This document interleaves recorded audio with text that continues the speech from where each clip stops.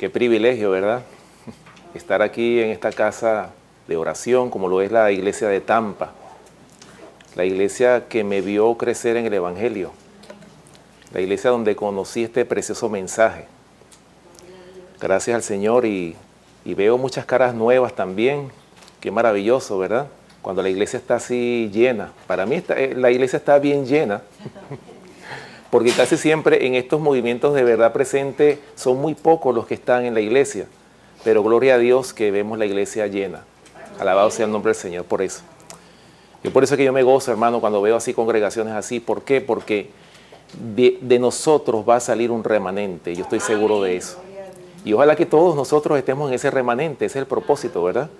Y por eso es importante que nosotros como iglesia nos preparemos a través de estas exhortaciones, que nosotros podamos recibir la palabra de Dios, prepararnos porque obviamente, de acuerdo a lo que nosotros estamos viendo, el tiempo está cerca, el tiempo de la venida de nuestro gran Dios y Salvador Jesucristo. Está cerca el tiempo.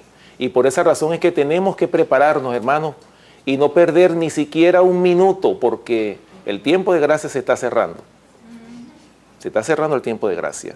Y por eso tenemos que prepararnos. Así que en esta mañana he querido presentar, o quiero presentar un mensaje que lo he titulado Estamos en peligro, oigan esto, estamos en peligro de ser Babilonia. Estamos en ese peligro, a pesar de que estamos en la verdad presente, pero corremos el peligro. Como iglesias, como ministerios, corremos ese peligro. Y por esa razón, hermanos, es que tenemos nosotros que entender qué es lo que el Señor nos dice en su palabra, cuál es la exhortación que el Señor le hace a su iglesia en este tiempo final. Pero para ello vamos a abrir nuestras Biblias en lo que, fue pues, la lectura bíblica. Vamos a buscar en nuestras Biblias Apocalipsis capítulo 18. Ahí vamos a tener nosotros la exhortación en esta mañana, ¿verdad? El tema de esta mañana va a estar basado en Apocalipsis capítulo 18, versículos del 1 hasta el 4. Es decir, el mensaje del cuarto ángel. Estamos ya cerca de escuchar la proclamación del mensaje del cuarto ángel, con gran poder y gloria, ¿verdad? Apocalipsis capítulo 18, vamos a comenzar con el versículo 1. Apocalipsis capítulo 18, versículo 1, dice lo siguiente. Después de esto, vi a otro ángel descender del cielo con gran poder, y la tierra fue alumbrada con su gloria. Amén. Alabado sea el nombre del Señor, ¿verdad? O sea, vemos aquí, hermanos, que este mensaje, el mensaje del cuarto ángel, vemos, está representado por un ángel, ¿verdad? Que desciende, ¿verdad? Con gran poder y dice que la tierra fue alumbrada con su gloria. Ahora, este mensajero o este ángel dice que tiene gran poder. ¿Qué significará eso de que tiene gran poder? ¿Será que el mensaje de los tres ángeles ha sido dado sin poder? No. Dice claramente, ¿verdad? Esto es como decir la cúspide de lo que va a ser, ¿verdad? El desenlace final de la proclamación del mensaje de los tres ángeles, en el mensaje del cuarto ángel. Y cuando habla con gran poder, ¿qué representa ese gran poder? La misma palabra de Dios lo dice. Ese gran poder representa, ¿verdad?, el Espíritu Santo en ocasión de la lluvia tardía, cuando sea derramado el Espíritu Santo con gran poder. Ahora, acuérdense de que el profeta Joel, él profetizó de que iba a ser derramado el Espíritu Santo con gran poder. Pero recuerden que cuando cuando aceptamos a Cristo Jesús como nuestro Salvador, la primera vez que nosotros aceptamos este evangelio, el Señor nos da su Espíritu Santo, ¿sí o no? Amén. ¿Verdad que sí? Nos da su Espíritu Santo, pero quizás no con el poder como lo está hablando aquí, pero sí nos da una porción de su Santo Espíritu el Señor. Pero dice claramente el profeta Joel que el Espíritu Santo en estos postreros tiempos iba a ser derramado con gran poder, ¿verdad? Vamos a buscar en nuestras Biblias el profeta Joel, el libro del profeta Joel. Joel capítulo 2 y vamos a leer los versículos 28 y 29. Joel capítulo 2, versículos 28 y 29, para que ustedes vean que este profeta había, valga la redundancia, había profetizado de que en estos postreros tiempos iba a ser derramado el Espíritu Santo con gran poder. Joel capítulo 2, versículos 28 y 29. Escuchen lo que dice. ¿Ya lo tienen todos? ¿Para leer todos juntos? ¿Ok? Dice, y después de esto derramaré mi espíritu sobre toda carne, y profetizarán vuestros hijos y vuestras hijas, vuestros ancianos soñarán sueños, y vuestros jóvenes verán visiones. Versículo 29. Y también sobre los siervos y sobre las siervas derramaré mi espíritu en aquellos días. Gloria a Dios. O sea, ¿qué fue lo que profetizó Joel? El profeta Joel. Que iba a ser derramado el Espíritu Santo en los posteriores tiempos. Ya nosotros hemos visto un primer cumplimiento de esa profecía de Joel capítulo 28, ¿verdad? Cuando los apóstoles, cuando estaban unidos, ¿verdad? Estaban juntos en el aposento alto, cuando ellos recibieron el Espíritu Santo, ¿verdad? En esa ocasión, ellos, dice Hechos capítulo 2, que lenguas repartían como de fuego y se asentaban sobre cada uno de ellos. Y fueron todos llenos del Espíritu Santo, hermanos. Qué maravillosa experiencia la que vivieron los apóstoles cuando ellos recibieron el Espíritu Santo con gran poder en esa ocasión del Pentecostés. Pero la sierva del Señor dice que mucho más abundante va a ser el derramamiento del Espíritu Santo en ocasión de la lluvia tardía. Imagínense ustedes todo lo que ocasionó ese derramamiento del Espíritu Santo cuando los apóstoles estuvieron en el aposento alto. Miren cómo fue esa obra que ellos hicieron, que se extendió hasta los fines de la historia de esta tierra. Ahora ustedes se imaginan cómo será cuando sea derramado el Espíritu Santo en la lluvia tardía, con mayor abundancia que la lluvia temprana. ¿Cómo irá a ser entonces ese fuerte clamor del mensaje del cuarto ángel? ¿Se dan cuenta la importancia que tiene, hermanos, de prepararnos en este mensaje para nosotros poder recibir la lluvia tardía? Pero recuerden, cuando hablamos de preparación, estamos hablando de que el Espíritu Santo no va a ser derramado sobre toda carne o sobre cualquiera. ¿Qué dice Hechos capítulo 5, versículo 32? Vamos a buscarlo. Hechos capítulo 5, versículo 32. Ahí nos dice claramente sobre quiénes va a ser derramado el Espíritu Santo. Hechos capítulo 5, versículo 32.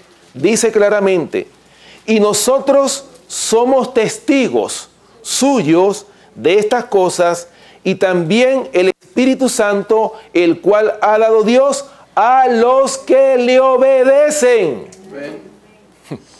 Ahí está, hermanos.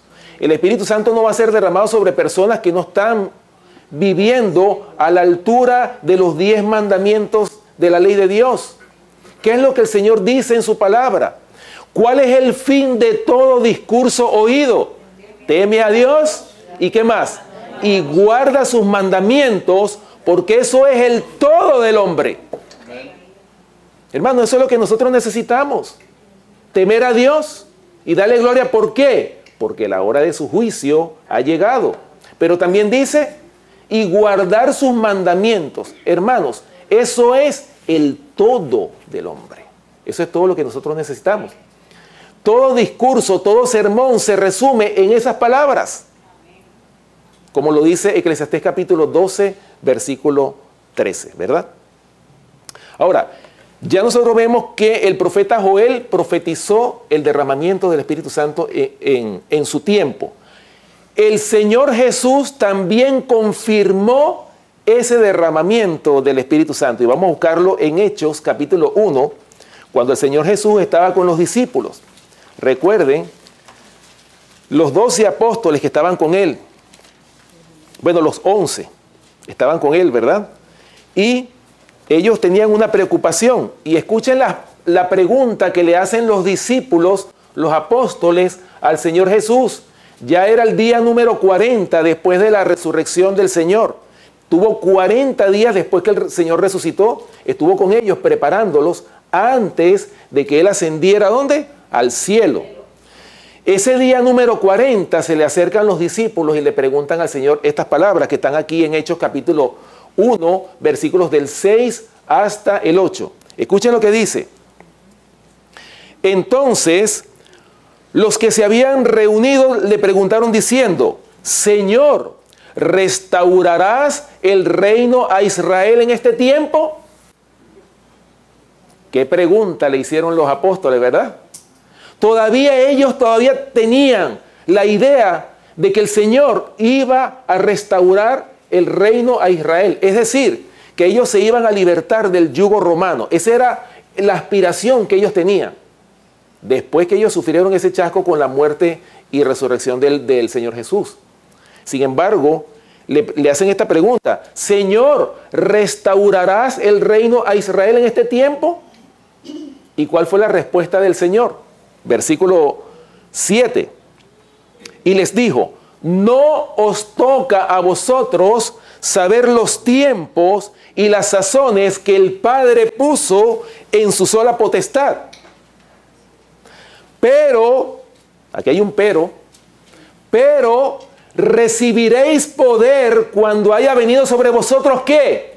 El Espíritu Santo, y me seréis testigos en Jerusalén, en toda Judea, en Samaria y hasta lo último de la tierra. Gloria a Dios. ¿Se dan cuenta, hermanos? ¿Qué era lo más importante para los discípulos? Lo más importante no era conocer los tiempos y las sazones. ¿Cuántos adventistas no hay que están pendientes? Mañana van a firmar la ley dominical. Están con una preocupación, una angustia en sus corazones. No tienen paz. Qué triste, ¿verdad? En vez de estar esperando la segunda venida de Cristo, están esperando la ley dominical. ¿Y qué dijo el Señor? No os toca a vosotros saber los tiempos y las sazones que el Padre puso en su sola potestad. Pero fíjense lo que dice el Señor. Pero recibiréis poder cuando haya venido sobre vosotros el Espíritu Santo. ¿Qué es lo que les interesa a ustedes saber? Que van a recibir el Espíritu Santo. Eso es lo más importante, señores. Y me seréis testigos, una vez que reciban el Espíritu Santo, en toda la tierra. Gloria a Dios. Ese es el poder que el Señor nos ofrece, nos promete a los hijos que obedezcan la santa ley de Dios. Esa es la promesa, y esa promesa tenemos que hacerla nuestra también. Así como los apóstoles tuvieron la oportunidad de recibir ese gran galardón, como lo es ese gran poder que recibieron cuando recibieron el Espíritu Santo, así también nosotros podemos ser partícipes de esa promesa. La podemos hacer nuestra. Qué maravilloso, ¿verdad? Ese es el poder que Dios promete a sus hijos fieles. Pero ¿recibiréis poder? Ahora, por supuesto, en Hechos capítulo 2, ahí vemos nosotros el cumplimiento de lo que dijo el profeta Joel y la confirmación de estas palabras que le dijo el Señor Jesús cuando ya se iba al cielo, ¿verdad? Hechos capítulo 2, versículos del 1 al 5. El derramamiento del Espíritu Santo allá en el aposento alto. Hechos capítulo 2, versículos del 1 al 5. Escuchen lo que dice. Cuando llegó el día de Pentecostés, estamos hablando 50 días después que el Señor había sido crucificado, ¿verdad? Cuando llegó el día de Pentecostés, estaban todos ¿cómo? Unánimes juntos. Dos condiciones importantes que necesita la iglesia. ¿Cuáles son esas dos condiciones? Unánimes, juntos. Ahora mismo nosotros podemos estar juntos aquí en este local, ¿verdad? En esta iglesia.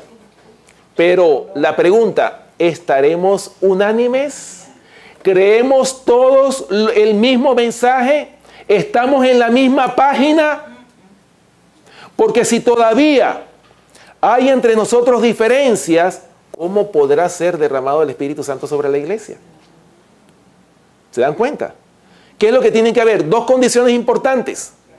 Juntos, como estamos ahora, pero también unánimes en una sola creencia, hermanos. Es muy importante eso. ¿Para qué? Para que pueda ser derramado el Espíritu Santo con gran poder en ocasión de la lluvia tardía.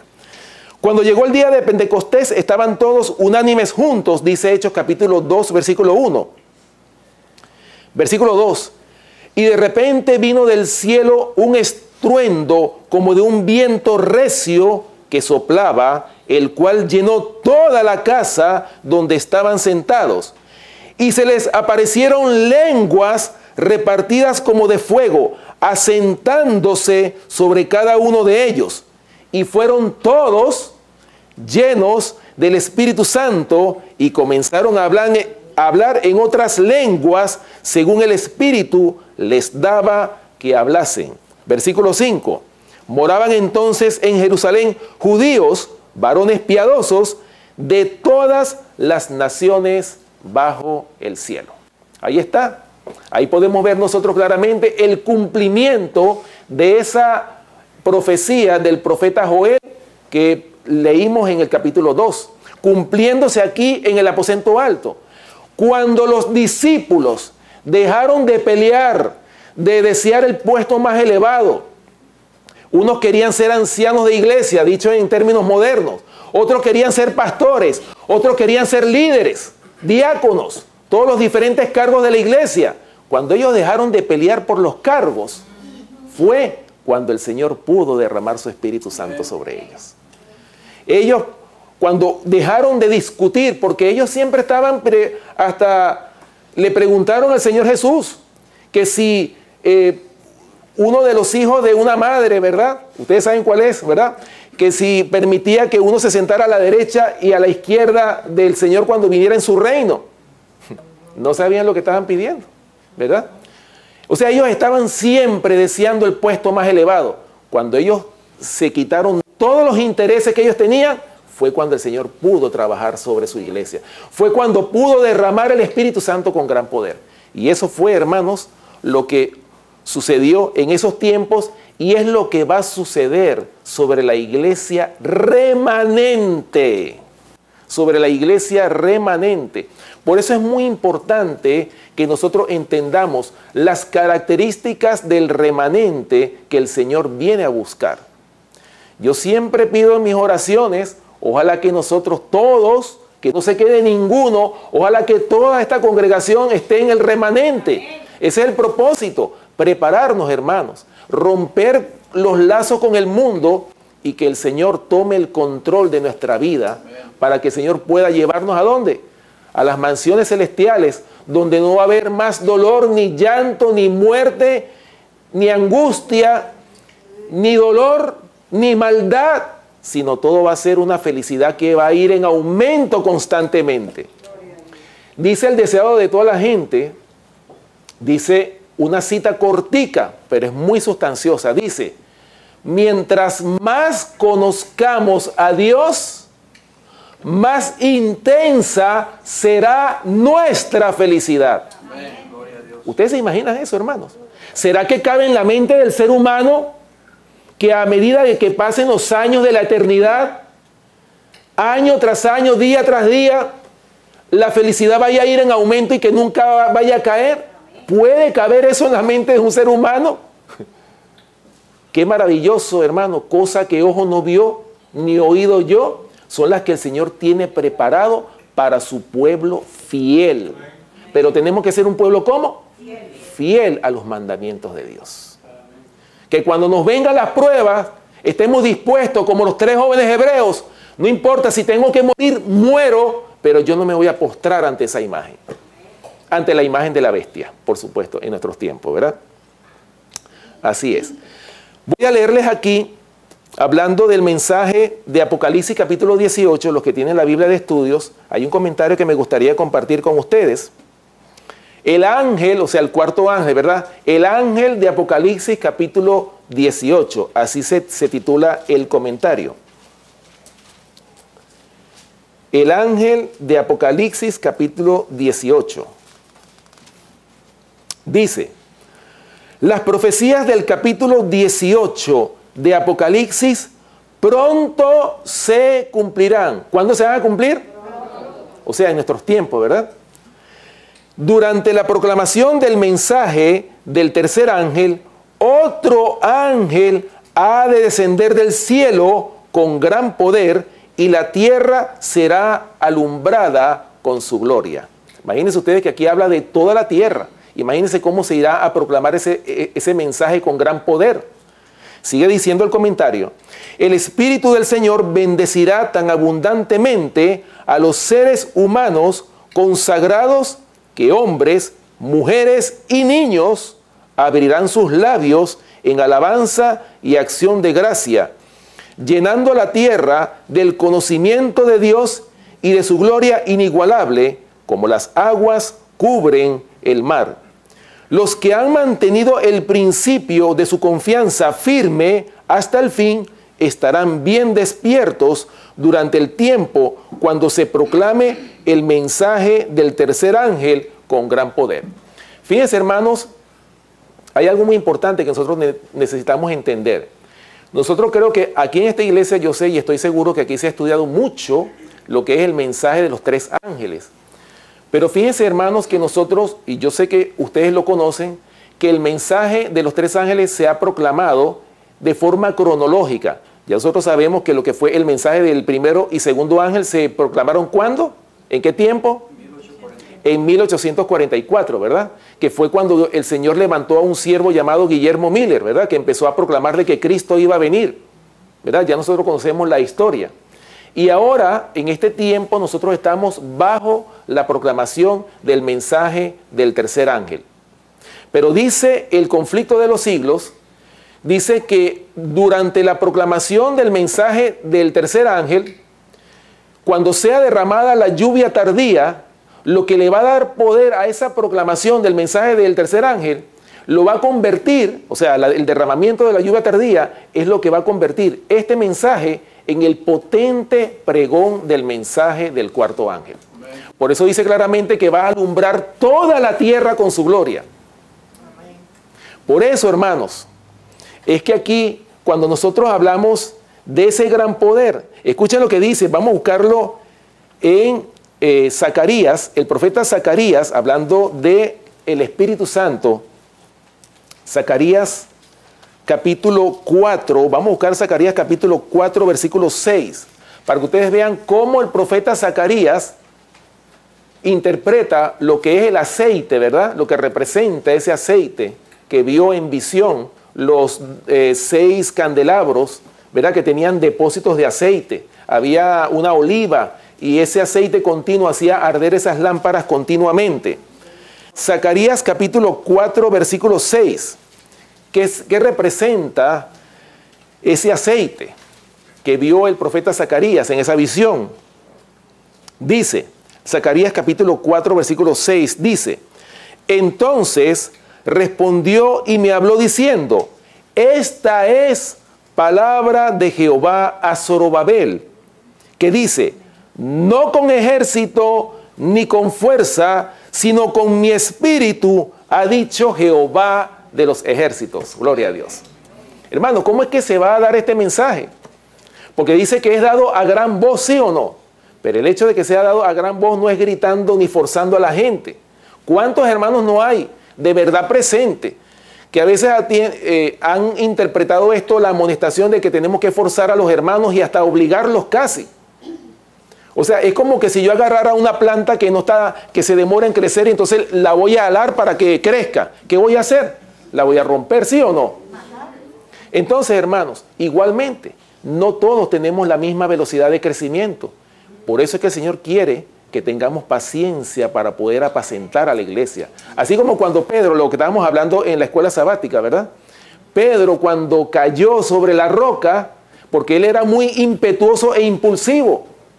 Pero Pedro, cuando cayó sobre la roca, ¿qué fue lo que le dijo Señor? Pedro, ¿me amas? Sí, Señor, tú sabes que te amo. Apacienta mis corderos, apacienta mis ovejas. O sea, el Señor estaba preparando a Pedro ¿para qué? Para que apacentara una grey que le estaba dejando el Señor. Y de la misma manera, el Señor nos está dando a nosotros esa responsabilidad. Nos está dando la responsabilidad de almas que están alrededor nuestras. Y dependiendo del trabajo que nosotros hagamos, esas almas van a aceptar o van a rechazar este mensaje. Por eso, hermanos, esto no es con ejército ni con fuerza, sino con ¿qué? Con mi espíritu, ha dicho el Señor. Es con el espíritu del Señor que vamos a apacentar a la iglesia. Y acuérdense que los frutos del Espíritu Santo, ¿cuáles son? Benignidad, bondad, fe, mansedumbre, templanza, amor. Esos son los frutos del Espíritu Santo. Y eso es lo que nosotros tenemos que reflejar, hermanos, en nuestra vida diaria. Eso es lo que la iglesia necesita. El mundo está esperando por ese testimonio, por ese poder que el Señor le va a dar a su iglesia para que este mundo pueda tomar una decisión. No puede llegar una ley dominical sin antes el mundo ser amonestado.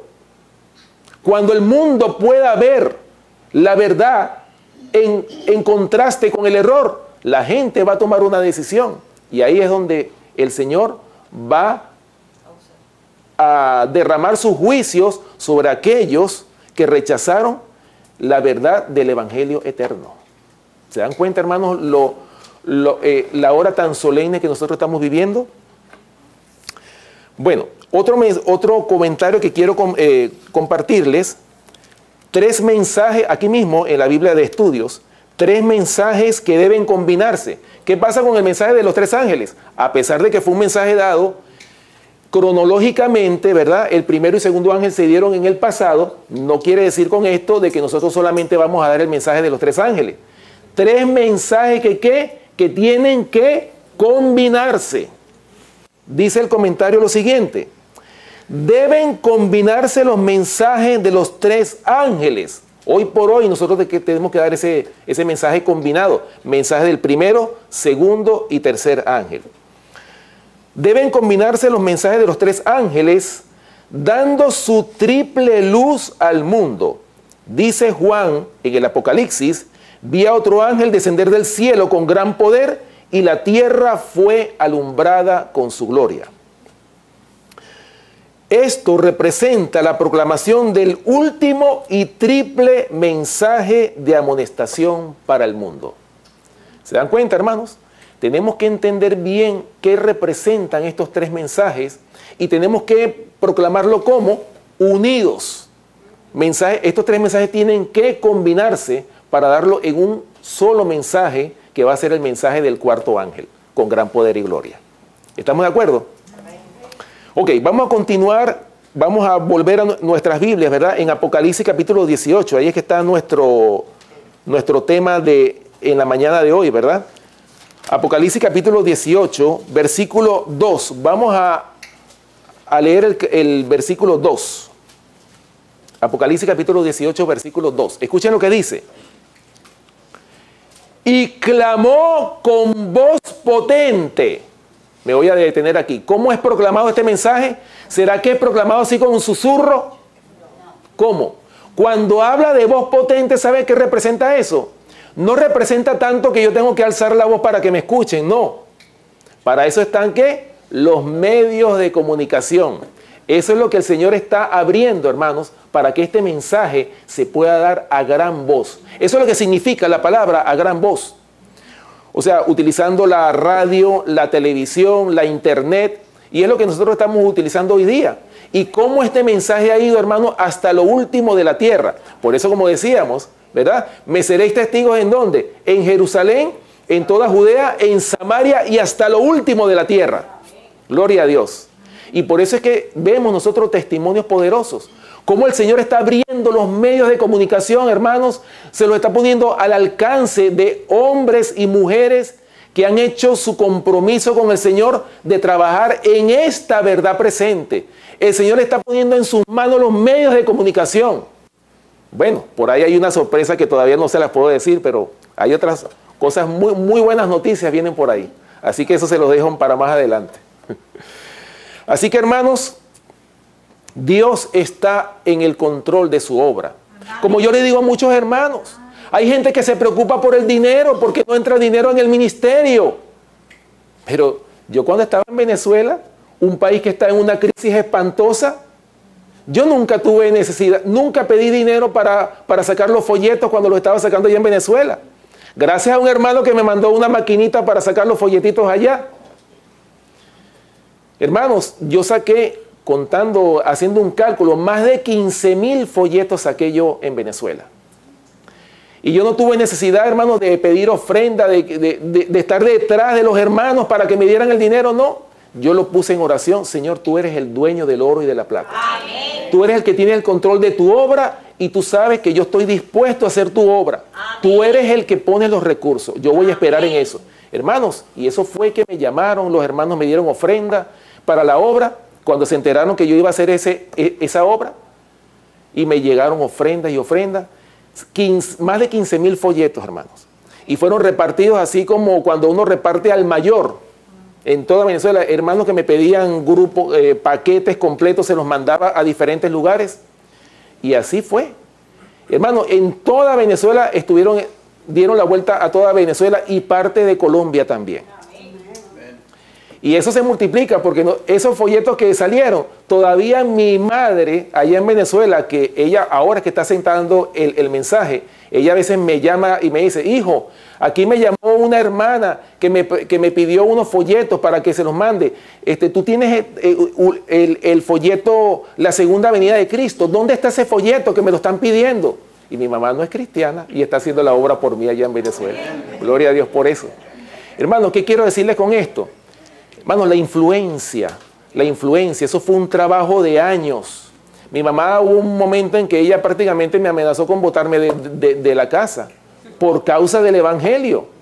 Y ahora ella ya es vegetariana, y ella prácticamente ha aceptado esto y me pregunta, hijo, mira, ¿qué significa en Éxodo? Leí una cita, Éxodo capítulo 20, ¿qué significa esta cita? Y así poco a poco ella me ha ido preguntando sobre la palabra de Dios, hermano. O sea, ¿cómo vemos cómo el Señor está tocando los corazones y nosotros hemos sido llamados para qué? Para dar este mensaje, para que el mundo se pueda convertir. La gente no se va a convertir tanto por las evidencias. El Señor se va a convertir es por el testimonio de una vida recta en Cristo Jesús. Amén.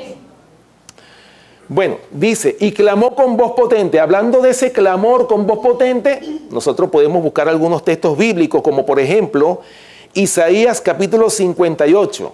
Isaías capítulo 58, versículo 1. Escuchen lo que dice aquí, un versículo, ¿verdad? Un capítulo muy importante del profeta Isaías. Isaías capítulo 58, versículo 1. Escuchen bien cómo dice el Señor en su palabra, ¿qué dice? ¿O qué es lo que manda el Señor a su iglesia a hacer? Isaías capítulo 58, versículo 1 dice, clama a voz en cuello, no te detengas, alza tu voz como trompeta y anuncia a mi pueblo su rebelión y a la casa de Jacob, ¿qué? Su pecado. ¿Por qué quiere el Señor que nosotros alcemos la voz en la iglesia? No es alzar la voz y hablarle duro a los hermanos. Es en el amor de Cristo que tenemos que amonestar a la iglesia o a un hermano. ¿Verdad que sí? Clama voz en cuello, no te detengas. O sea, el mensaje de salvación, hermano, es dado ¿cómo? A voz en cuello, clamando a gran voz. Y asimismo nosotros vemos en el mensaje de los tres ángeles, vemos exactamente lo mismo. Y el otro ángel clamó diciendo a gran voz. Siempre vemos nosotros esa expresión en el Apocalipsis, que este último mensaje lo tiene que conocer toda la tierra antes de que los juicios de Dios sean derramados sobre este mundo. Porque imagínense ustedes, hermanos, que Dios derrame sus juicios sobre este mundo y la gente no sepa qué es lo que está pasando. El mundo tiene que conocer antes de que los juicios de Dios sean derramados sobre este mundo, tienen que conocer primero este mensaje para que el mundo pueda tomar una decisión, o seguir al Cordero de Dios por donde quiera que va, o siguen por el camino angosto donde todo el mundo se va a perder. Pero toda la tierra, el camino ancho, toda la tierra tiene que tomar una decisión, ¿verdad? Una decisión de cuál de los dos caminos va a tomar cada ser humano de esta tierra, antes de que Dios derrame su juicio sobre este mundo. Porque dice Amós capítulo 3, versículo 7, ¿verdad? Lo dice claramente. Porque no hará nada Jehová el Señor sin que revele sus secretos a sus siervos, los profetas. Ahí vemos nosotros claramente la misericordia de Dios. Antes de que Él castigue a los pecadores, ¿qué es lo que hace? Primero les advierte, primero amonesta, primero exhorta a este mundo. ¿Para qué? Para que dejen de hacer lo malo y hagan lo recto ante los ojos de Jehová. Qué misericordia la de Dios, ¿verdad? O sea, ahí se cae esa imagen de ese Dios severo, ese Dios implacable, como muchos lo predican por ahí. Se cae todo eso, ¿por qué? Porque el Señor primero, porque nos ama con un gran amor, primero amonesta a su iglesia. Dice, dejad de hacer lo malo, hagáis lo recto, primeramente, ¿sí o no? Antes de que Él derrame su juicio sobre este mundo. Y por esa razón es que nosotros somos los llamados a dar este triple mensaje al mundo, para que el mundo se pueda preparar, para que toda la tierra pueda conocer qué es lo bueno y qué es lo malo. Y ya nosotros sabemos que la palabra de Dios dice que a lo bueno le van a llamar malo y a lo malo le van a llamar bueno. Pero nosotros somos los llamados a hacer esa obra. Cada quien va a tomar una decisión, si siguen al Cordero de Dios por donde quiera que va, o sigan a la serpiente antigua que se llama Diablo y Satanás, tristemente. Bueno, Apocalipsis capítulo 18, versículo 2 dice, y clamó con voz potente, diciendo, ha caído la gran Babilonia. Ahora, ustedes no se han hecho la pregunta qué significan, por qué dice dos veces ha caído, ha caído. ¿Será que nosotros pudiéramos comparar esto? Es una pregunta que yo les hago. Nosotros comparar esto con las dos veces que va a ser derramado el Espíritu Santo, primero en la lluvia temprana y ahora en la lluvia tardía. ¿Qué pasó cuando los discípulos recibieron el Espíritu Santo y empezaron a proclamar este mensaje, la verdad presente de aquel entonces? ¿Qué pasó con las sinagogas? ¿Las sinagogas se quedaron vacías, sí o no? Porque la gente empezó, o sea, la verdad fue levantada. ¿Y qué pasó con el error? En esa ocasión, cayó Babilonia, ¿sí o no? ¿Y qué va a pasar en estos postreros tiempos cuando sea derramada la lluvia tardía? Ha caído o cayó Babilonia. O sea, el mundo se va a dar cuenta de qué es verdad y qué es error. ¿Estamos de acuerdo?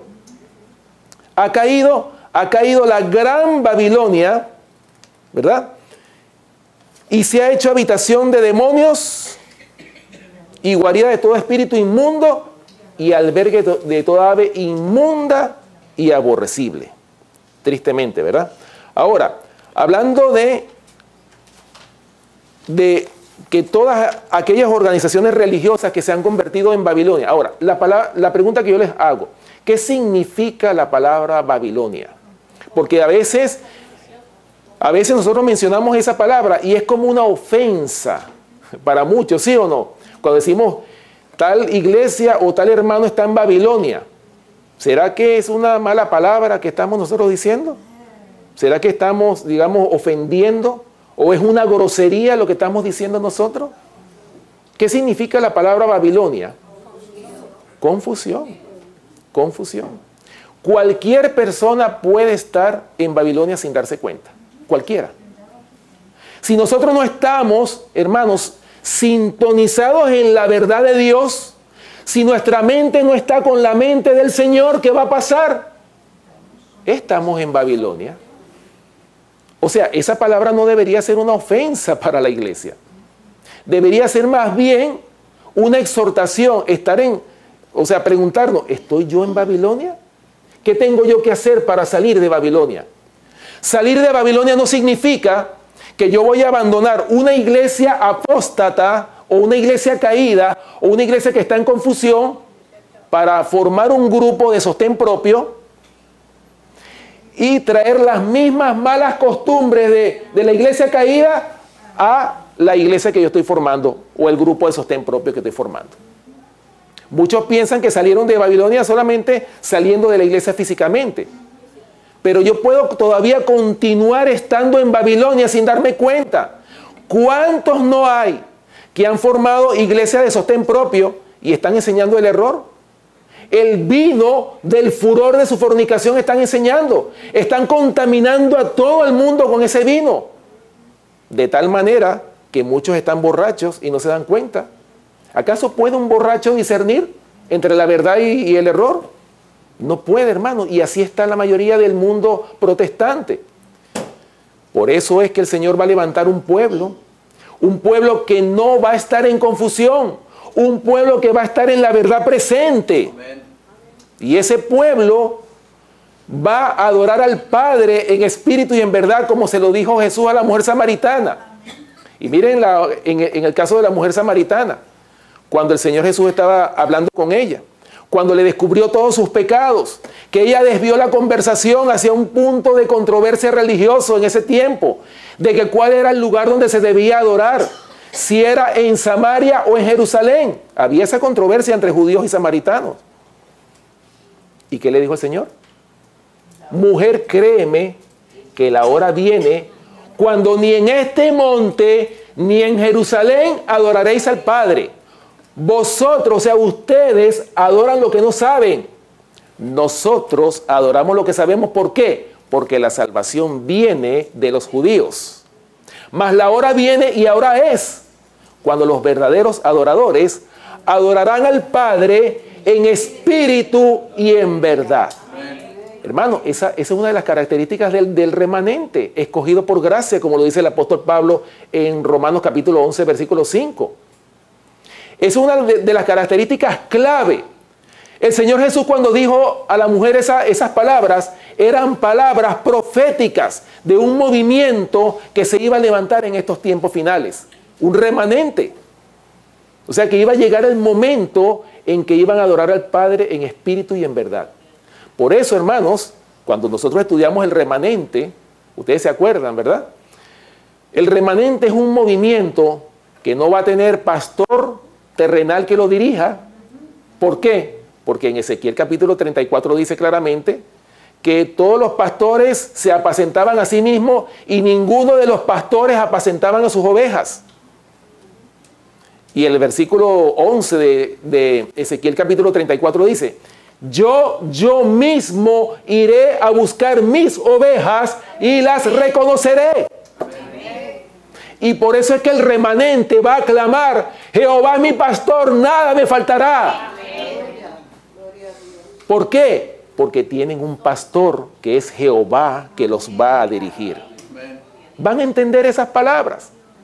Pero todavía no se entiende el concepto de iglesia. Bueno, yo creo que aquí la mayoría entiende lo que es una iglesia.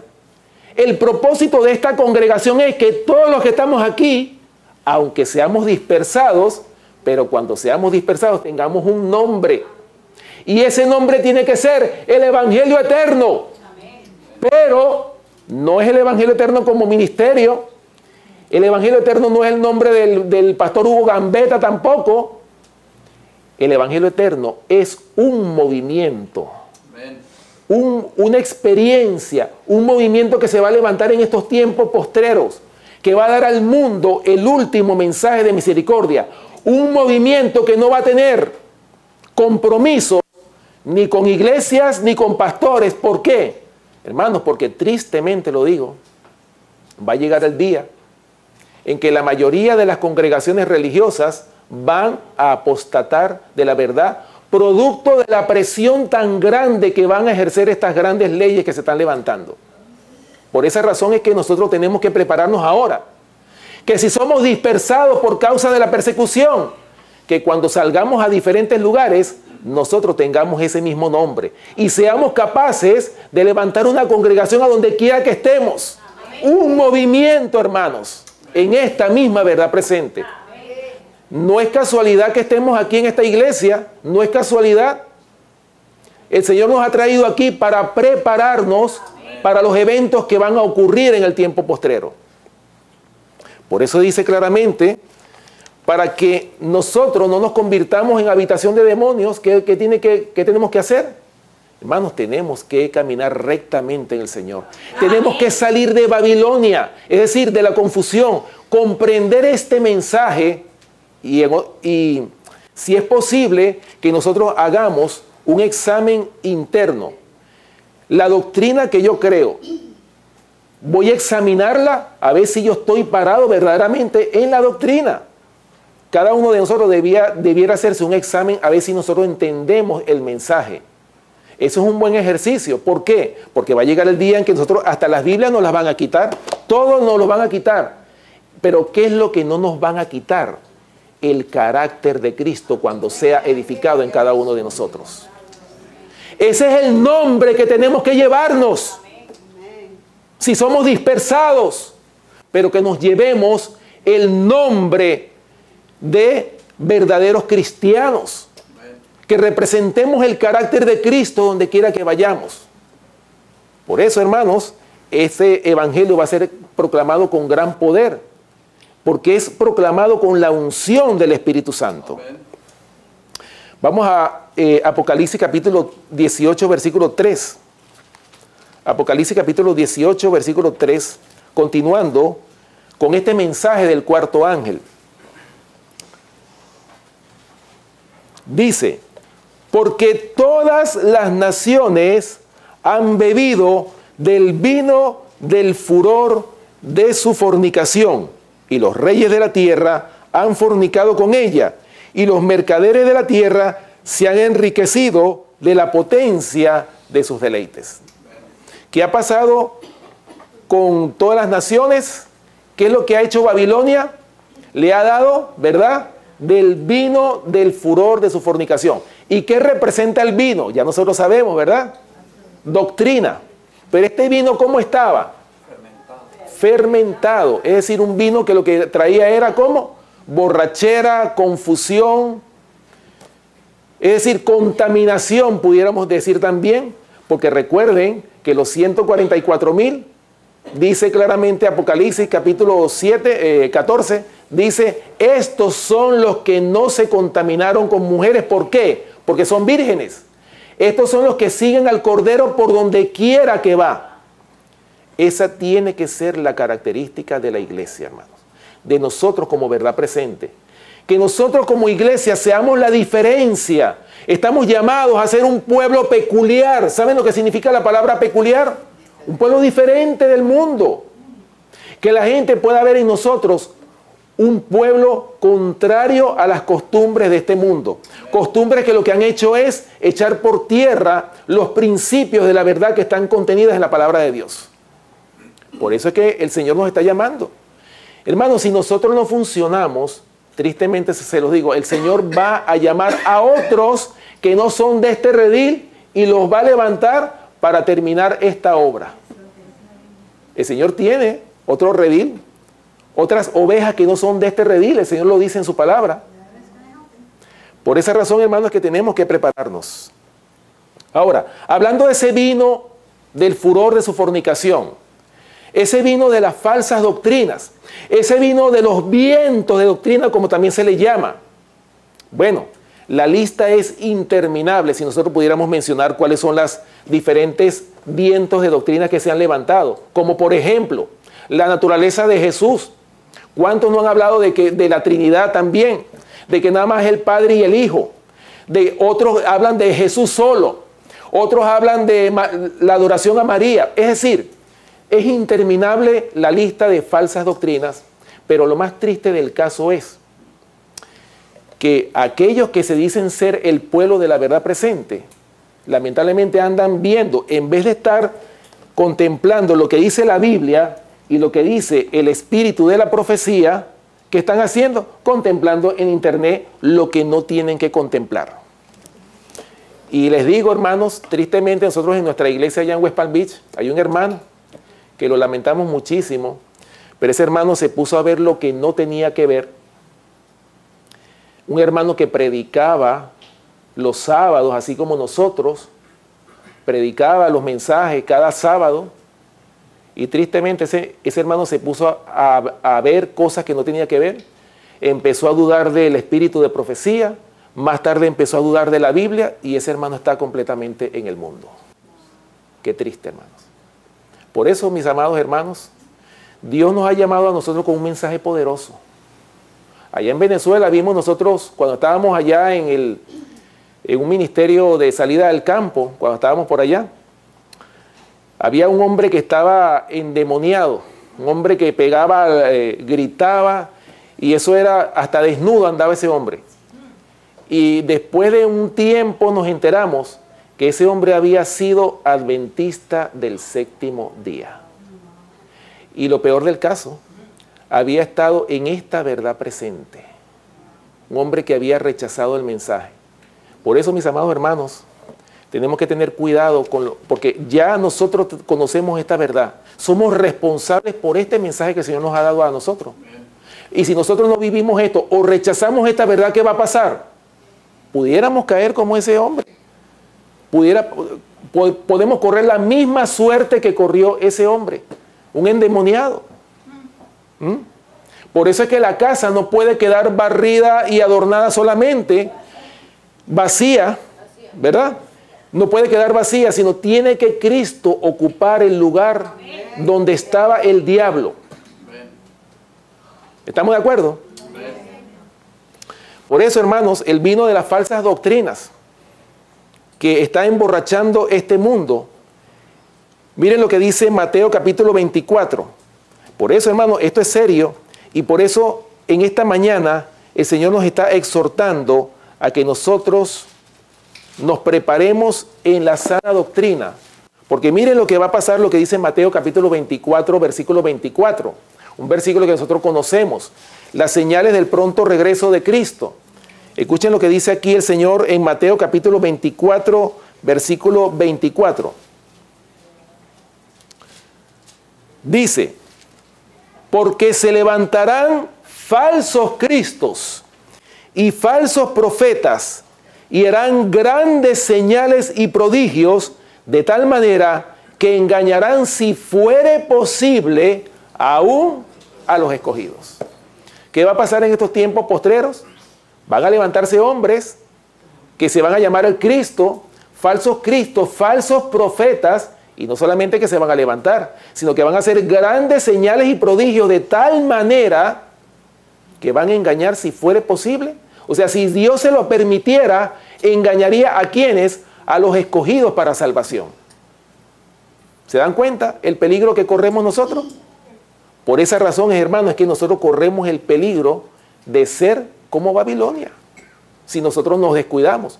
Por esa razón es que nosotros no podemos permitir que los afanes de esta vida nos lleven de la mano de tal manera que nos olvidemos hasta del estudio de la palabra de Dios. Yo entiendo que nosotros tenemos ocupaciones, pero mis amados, si nosotros no tenemos tiempo, tenemos que levantarnos más temprano, si es posible madrugar, para tener un encuentro con el Señor. El estudio de la palabra tiene que ser el peso, el mayor peso en nuestra religión. O sea, que nosotros salgamos de la casa con esa protección espiritual que necesitamos para poder afrontar este mundo, para que no caigamos en tentaciones, porque cuántas veces no caemos en tentaciones y ni nos damos cuenta.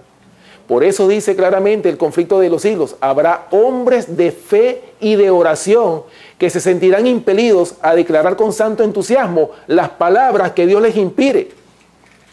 Y por eso dice más adelante, los pecados de Babilonia serán denunciados. ¿Por quiénes? Por estos hombres y mujeres que estén consagrados al servicio de Dios. Así lo dice el profeta Joel, que sobre los siervos y las siervas derramaré mi espíritu en aquellos días. Qué maravilloso, ¿verdad? Por eso, hermano, el Señor nos está pidiendo a nosotros que seamos siervos del Dios Altísimo. Bueno, ya para terminar, ¿verdad? Vamos a leer el versículo 4 de Apocalipsis capítulo 18, versículo 4. Apocalipsis capítulo 18, versículo 4 dice, y oí otra voz del cielo que decía, salid de ella, pueblo mío, para que no seáis partícipe de sus pecados, ni recibáis parte de sus plagas. Oh, mis amados, ¿Qué es lo que le dice el Señor a su pueblo? A su pueblo fiel, a ese pueblo que no se ha contaminado con mujeres. ¿Qué es lo que le dice? Salid de ella, pueblo mío. Pero ese momento va a llegar después que estos siervos fieles hayan amonestado a su iglesia donde están, hayan llamado al pecado por su nombre, y después que esa iglesia haya rechazado todas estas amonestaciones, ¿qué va a pasar? El Señor manda, va a llegar el día que el Señor va a decir, salid de ella, pueblo mío. ¿Para qué? Para que no seáis partícipe de sus pecados. Recuerden, hay el pecado individual y está ¿qué? El pecado corporativo.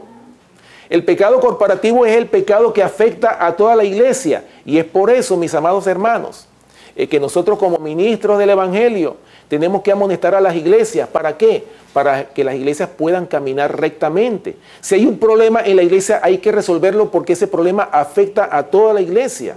¿Se dan cuenta la importancia que tiene, hermanos, que nosotros caminemos juntos en armonía, como lo dice Salmo 133? A mí me gusta mucho ese salmo, ¿verdad? Como lo dice, mirad cuán delicioso y cuán dulce es habitar los hermanos juntos en armonía. Eso es maravilloso, que estemos todos en una misma página, que todos creamos en el mismo mensaje. Eso, mis amados hermanos, es maravilloso, estar en el mismo mensaje. Pero nosotros sabemos, tristemente, que no todas las iglesias están en el mismo mensaje. Unos están en el error, y por eso hay tanta confusión y tanta controversia religiosa que se ha levantado últimamente. Pero fíjense, hermanos, que este no es el único llamado que el Señor hace. Siempre el Señor ha hecho ese llamado. En toda la Biblia podemos conseguir algunos ejemplos. Vamos a buscar en Mateo capítulo 25, la parábola de las 10 vírgenes, ¿verdad? Nosotros hemos estudiado la parábola de las 10 vírgenes, y aquí hay un llamado también que hace el Señor. Las 10 vírgenes, que 5 eran fatuas y 5 eran prudentes, ¿verdad? Mateo capítulo 25. Mateo capítulo 25, versículos 5 y 6. En el contexto de las 10 vírgenes. Escuchen lo que dice el Señor aquí en esta parábola. Y tardándose el esposo, ¿cómo? Y tardándose el esposo, ¿qué pasó? Cabecearon ¿cuántas? Todas. Y se durmieron. ¿Se dan cuenta el peligro de la tardanza? Pero recuerden que el Señor no retarda su promesa como algunos la tienen, sino que es ¿qué? Paciente. ¿Para qué? Para que ninguno se pierda. ¿Sí o no? Por eso dice claramente aquí, y tardándose el esposo, cabecearon todas y se durmieron. Versículo 6. Y a la medianoche se oyó un clamor. Aquí viene el esposo, salid a recibirle. ¿Se dan cuenta? O sea, el Señor está mandando a su iglesia ¿a qué? Al remanente, lo está mandando a salir de Babilonia.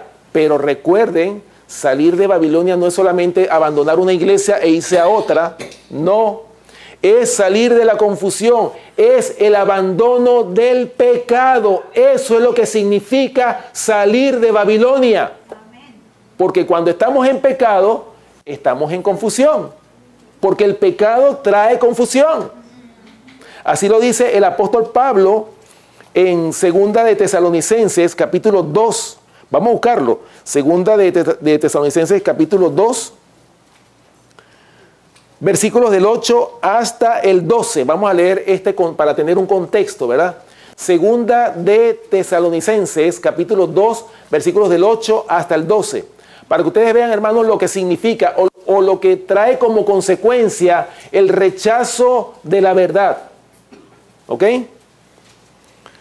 Segunda de Tesalonicenses, capítulo 2, versículos del 8 hasta el 12. Escuchen lo que dice. Y entonces se manifestará aquel inicuo, a quien el Señor matará con el espíritu de su boca, y destruirá con el resplandor de su venida. Inicuo, cuyo advenimiento es por obra de Satanás, con gran poder y señales y prodigios mentirosos, y con todo engaño de iniquidad para los que se pierden, por cuanto no recibieron el amor de la verdad para ser salvos. ¿Qué va a pasar? Por esto, versículo 11, Dios les envía un poder engañoso para que crean la mentira, a fin de que sean condenados todos los que no creyeron a la verdad, sino que se complacieron en la injusticia. ¿Se dan cuenta, hermanos, qué es lo que trae como consecuencia el rechazo de la verdad? No es que el Señor quiera mandar un espíritu engañoso, sino que la persona está eligiendo al otro señor para que lo dirija. Entonces el Señor tiene que dejar para que la serpiente antigua que se llama diablo y Satanás dirija a esa persona que ha elegido ese camino. Pero no es que el Señor quisiera. Dios quiere que todo el mundo se salve, pero el Señor sabe, lamentablemente, que es un pequeño remanente, hermanos. Qué triste, ¿verdad? Por eso es que esta gran controversia entre el bien y el mal. Los ángeles del cielo están deseando que esto se termine de una vez por todas. Así lo entendió el apóstol Juan. Después que los apóstoles tuvieron toda esa controversia entre ellos mismos, cuando ellos, hermana Iris, recibieron el Espíritu Santo con gran poder. Después que el apóstol Juan estuvo allá en la rocosa isla de Patmos, que recibió esas visiones del Apocalipsis, cuando el Señor ya finalmente le dice, ciertamente vengo en breve. ¿Y cuál fue la exclamación que hizo Juan? Amén, sí, ven Señor Jesús. O sea, Juan había entendido el conflicto que se estaba viviendo. Juan anhelaba que este conflicto se terminara de una vez por todas, hermanos. Él anhelaba volver a la patria celestial, entrar en esa patria en la cual todos nosotros anhelamos entrar. Qué maravilloso, ¿verdad? Ahora, fíjense bien, hablando de que el Señor nos manda a salir, ¿verdad? Salir de aquellas congregaciones que están en apostasía. Escuchen bien, que aquí en el deseado de toda la gente, escuchen lo que hizo el Señor Jesús cuando estuvo con los discípulos. Deseado de toda la gente, páginas 198 y 199. Escuchen esta cita. El Sanedrín había rechazado el mensaje de Cristo y procuraba su muerte. ¿Qué es lo que hacía el Sanedrín? Rechazaban a Cristo. ¿Y qué más querían ellos? Procuraban su muerte. Por tanto, Jesús se apartó de Jerusalén, de los sacerdotes del templo, de los dirigentes religiosos, de la gente que había sido instruida en la ley, y se dirigió a otra clase para proclamar su mensaje y congregar a aquellos que debían anunciar el evangelio a todas las naciones. ¿Lo ven? O sea que aquí vemos nosotros claramente el Señor Jesús fue el primer disidente, porque a veces nosotros le tenemos como temor a esa palabrita, ¿verdad? O que nos llamen reformistas o disidentes, como que le tenemos temor a esa palabra. Pero el primer disidente, ¿quién fue? El Señor. Y no fue porque Él quiso. A los suyos vino y los suyos, ¿qué? No le recibieron.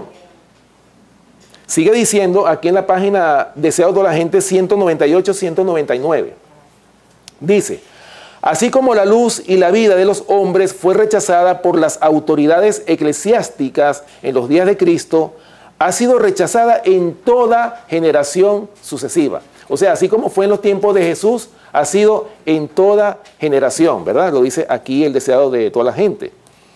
Vez tras vez se ha repetido la historia del retiro de Cristo de Judea. Cuando los reformadores predicaban la palabra de Dios, no pensaban separarse de la iglesia establecida. O sea, está hablando de los reformadores. Ellos no querían abandonar su iglesia, pero los dirigentes religiosos no quisieron tolerar la luz y los que la llevaban se vieron obligados a buscar otra clase que anhelaba conocer la verdad. Sigue diciendo, en nuestros días, pocos de los que profesan seguir a los reformadores están movidos por su espíritu.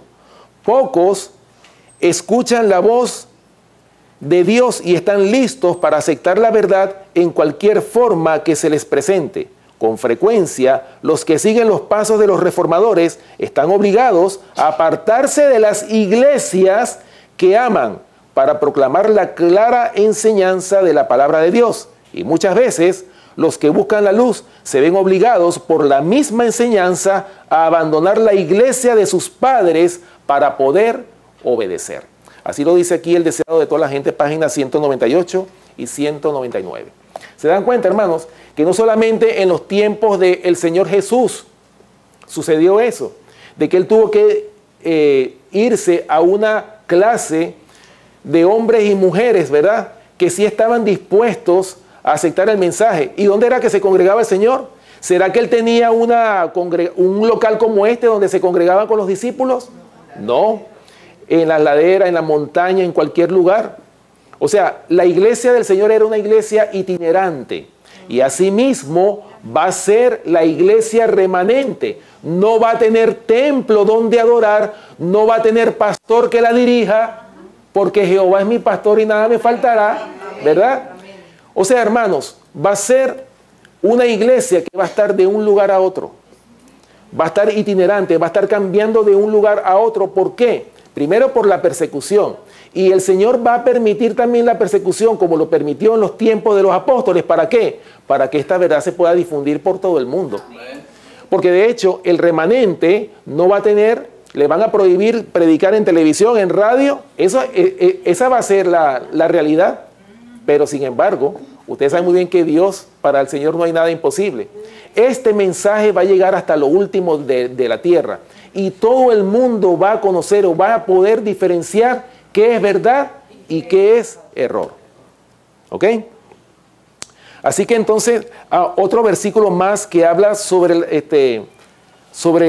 la importancia de salir del error, hermanos. Juan capítulo 10, versículos del 1 al 4, hablando de las ovejas, del buen pastor. Juan capítulo 10, versículos del 1 hasta el 4. Juan capítulo 10, versículos del 1 hasta el 4. Escuchen lo que dice. De cierto os digo, el que no entra por la puerta, ¿por cuál puerta? Por la puerta, ¿verdad? Que es Cristo Jesús.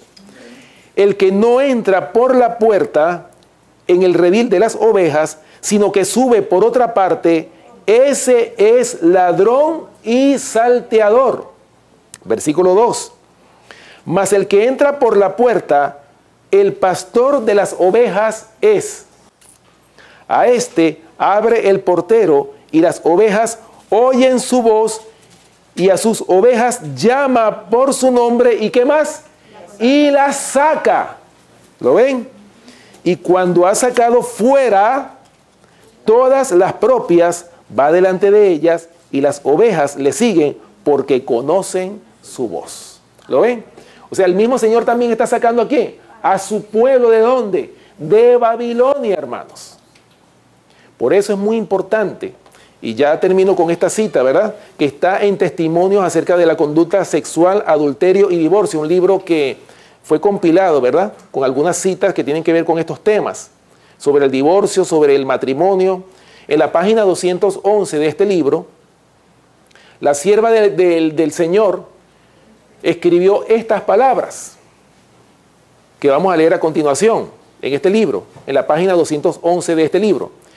Dice, corremos el peligro. ¿Cuál? Corremos el peligro de llegar a ser una hermana de la caída Babilonia. Ella lo dijo. ¿Ok? O sea que no es que estamos exentos de eso. Corremos el peligro, y no solamente la iglesia oficial establecida corre ese peligro, también nosotros como Ministerio de Sostén Propio también corremos ese peligro, y quizás más que la iglesia oficial establecida.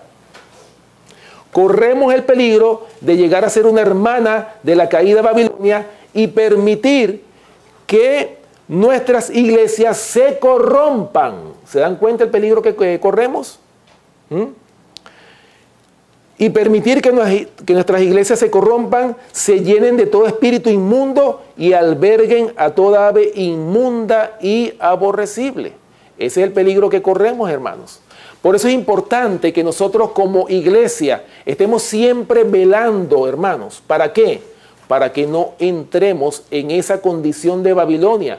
Para que nuestras iglesias no se conviertan en habitación de demonio y guarida de todo espíritu inmundo y albergue de toda ave inmunda y aborrecible. Pero corremos ese peligro. Pero el Señor nos está exhortando en esta mañana ¿a qué? A que estemos velando constantemente en todo, en cuanto a la doctrina que recibimos.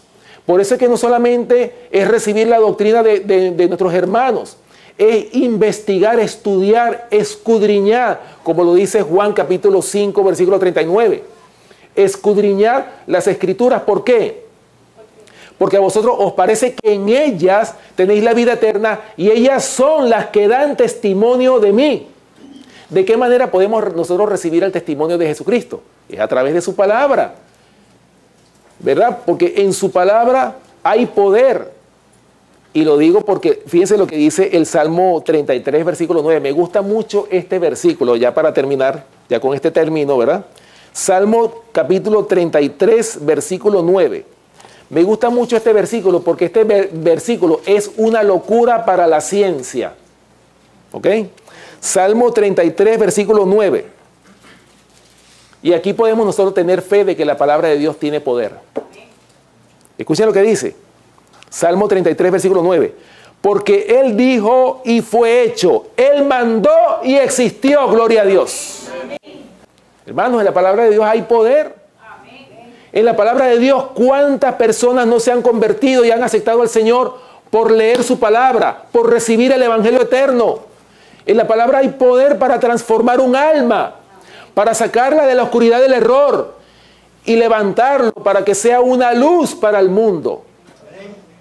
Gloria a Dios por su palabra. Alabado sea el nombre del Señor. Y yo doy testimonio de eso, hermanos. Cuando estaba en el mundo, yo le comentaba al hermano Lopera, le comentaba que este servidor que ustedes ven aquí, yo vengo del alcoholismo. Yo estuve a punto de ser un homeless prácticamente. Estuve a punto de llegar a eso. Y por la misericordia de Dios, hermanos, el Señor me sacó de Venezuela para este país. Yo salí de Venezuela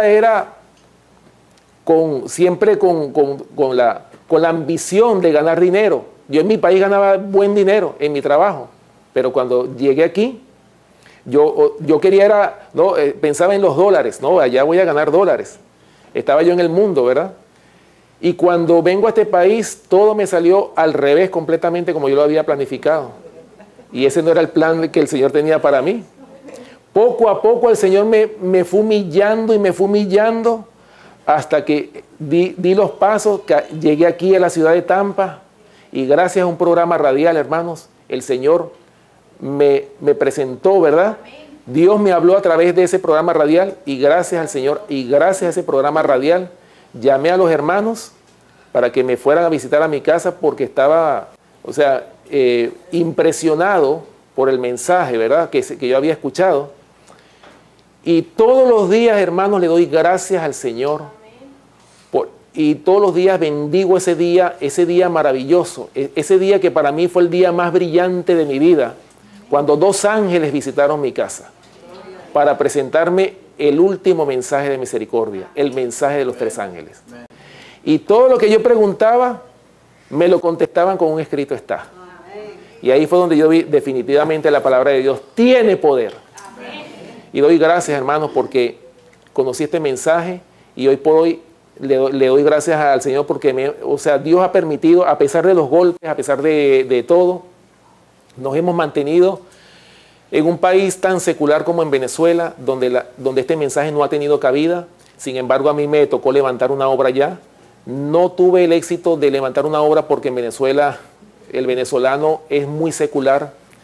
Y ahora que están pasando la crisis, ahora quizás están un poquito más ablandados los corazones para poder recibir el mensaje. Pero en ese tiempo yo no pude levantar esta obra allá. Sin embargo, el Señor me vuelve a traer otra vez para acá para colaborar con esta preciosa obra del Evangelio eterno. Bueno, gloria a Dios y que el Señor bendiga su palabra y todos los días le doy gracias al Señor. Y de la misma manera, yo quisiera que todos nuestros hermanos, hoy por hoy, los que están aquí en esta congregación, también le den gracias al Señor, porque nosotros somos privilegiados, hermanos, de haber recibido una verdad tan preciosa como esta, que lo que tenemos que hacer es ponerla en práctica para podernos convertirnos en la luz del mundo. Que el Señor les bendiga. Hermanos, los que puedan, les invito para que doblemos nuestras rodillas para tener una oración final para terminar.